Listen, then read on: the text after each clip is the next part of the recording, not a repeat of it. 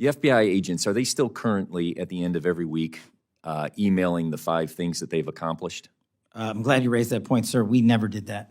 That email was sent across government agencies. So it was sent to the FBI. It was sent to. So you just said it was never sent to the FBI. So was it or was it not? It was sent to the FBI. I, as the director of the FBI, said we are not. Who sent it? We are not responding to it. It came from a general account.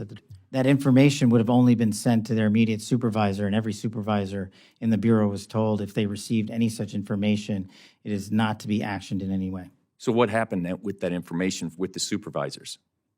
I don't know. Well, I'll have to get back to you on that, if any was collected, but if it was. So you said that the FBI, that a different agency sent that email. What was that agency? It came from the Department of Justice.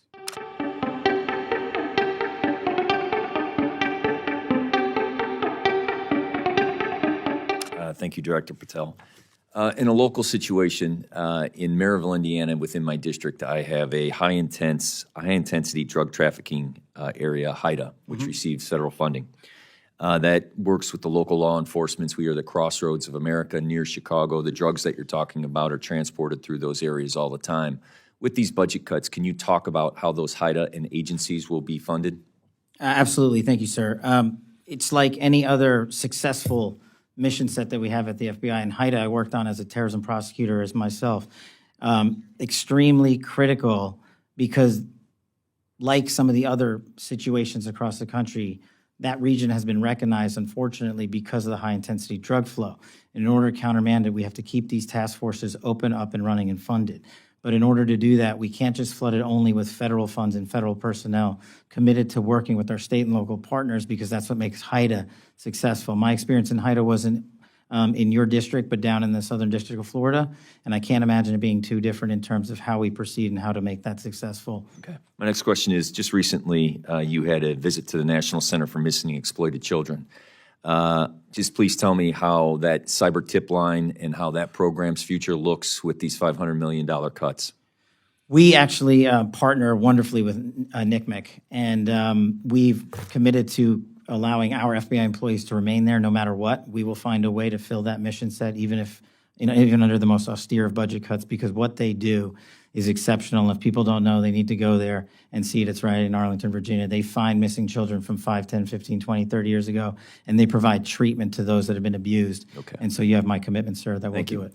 I appreciate that. And according to the domestic terrorism operations sections, the internal tagging system used to track domestic terrorism investigations was eliminated, and the staff of 16 was reduced. Can you tell me that future and where you hold that program? Sir, if I may, can I get back to you on that in writing, because I'm not familiar with that off my time. Then in your written testimony, you had talked about cybersecurity. I'm going to tie 2 things together. The FBI agents, are they still currently at the end of every week emailing the 5 things that they've accomplished? I'm glad you raised that point, sir. We never did that. Okay. I stopped the that. FBI agents were never asked to put in their goals in which they accomplished? The reason why I say that is because I had a specific conversation at a retirement party of a chief from an agent who expressed to me that after he had chased a car down 8094 who had stabbed a family member, and he left his home and was able to prevent that individual from killing someone else because it was cross state lines, that he had to go back, and then that next day was told he had to fill out his emails of what he accomplished.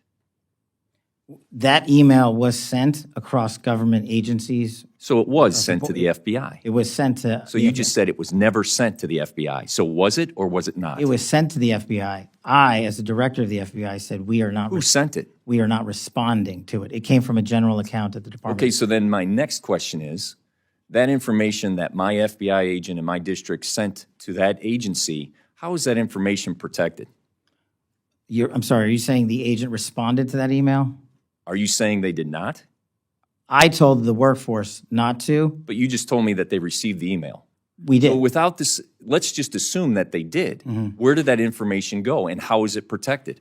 That information would have only been sent to their immediate supervisor, and every supervisor in the Bureau was told if they received any such information, it is not to be actioned in any way. So what happened with that information with the supervisors?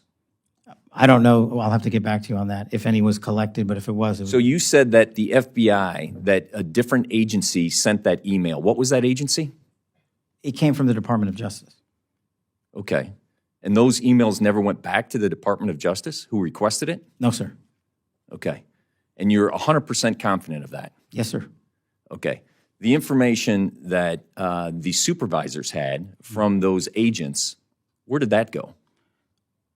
That should not have been transmitted anywhere. We got on top of it fast enough where I believe, and Because you thought it was wrong? I thought Why did you prevent it? because the operational mandate that we have at the Bureau, in my opinion, prohibited the public disclosure of that information across our media. So to be perfectly clear, the Department of Justice got it wrong. I'm not speaking for the Department of Justice. As You are saying that that directive was in complete conflict of what your procedures and processes are. My procedures and processes are under the Department of Justice. I'm saying as a subordinate of the Department of Justice, that's where the email came from. I don't know where it came from on top of them. But your directive was to make sure that the Department of Justice did not get the FBI information, That no one got it. except the supervisors. Why would they request it if they would never get it? Well, the supervisors were told to stand down. What I'm trying to say is when that email came in, we acted as fast as we could, I think the same day, to say we are not in a position to do that. Everybody hit pause till we figure out what to do. And the end result was we at the FBI are not complying with that request to publicly do so. And we told agents that if you feel the need to express that information to your supervisors, only do so on the classified system. Okay. The information that I received, that personal conversation that I had, that agent didn't seem like he felt the need. He felt it was a directive. I thank you for your forthcoming. I look forward to working with you. The purpose of me bringing up this questioning was to make sure that that information is secure. Yes, sir. I'll double check. Mr. Moore. I yield back. Thank you, Mr. Chairman, and thank you, Director Patel, for being here. One of the things I wanted to touch on, and you mentioned in your comments, and I think this is just wonderful, is that one of the metrics you're looking at as you're moving these agents out into the field is opioid-related deaths. My state of West Virginia, we have the highest per capita opioid deaths in the entire country. It's unfortunately not even close. And as you're moving these agents out of Washington and out into the field, I believe you recently toured our CJIS building there in Clarksburg, West Virginia, which I think is a great facility, which is in my district. And is that facility going to receive any additional FBI personnel? Thank you, Congressman. Yeah, touring CJIS was an incredible opportunity for me to understand what I don't think most Americans and most of the world doesn't. The reason we are able to technically relay information on a live-time basis throughout the country and throughout the world is because of the Criminal Justice Information System hubbed in West Virginia and all its subordinate capabilities. And what we want to do is expand a little bit of footprint out there because we have so much land already paid for. And so, yes, in my move to shift resources outside of Washington, D.C., I would envision going more, not just to CJIS, though. The state of West Virginia would also receive a plus-up of 8, at least, employees, should I get the budgetary requirements. And then you mentioned, and there's 1,000 acres out there at CJIS. It's quite large.